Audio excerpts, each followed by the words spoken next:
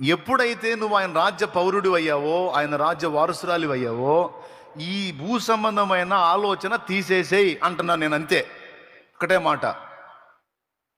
నా పిల్లలు ఎట్లా, నా పిల్లలు, అరే నీ పిల్లలు జల్లంగుండ ఏడికి పోతారు నీ పిల్లలు, నువ్వు ఓరగా. అరే నిన్నే రెక్కల చాటును పెట్టుకున్నాడు, నీ పిల్లల్ని పెట్టుకోడు?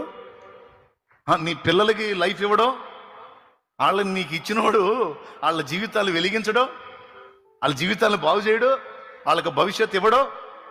అది దేవుణ్ణి ఎరగని నాస్తికులకి అంతసేటు చేస్తున్నాడు, దేవుణ్ణి ఎరిగిన నీకు చేయకుండా ఉంటాడా?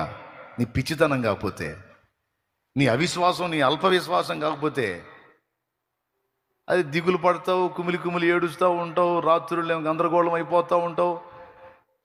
ఎక్కడ ఒంటరితనం వస్తే అక్కడ ఏడుస్తూనే ఉంటావు, నువ్వు ఏడుస్తూనే ఉంటావు నువ్వు. ఏం ఏడుపు? ఎందుకంత నిరాశ?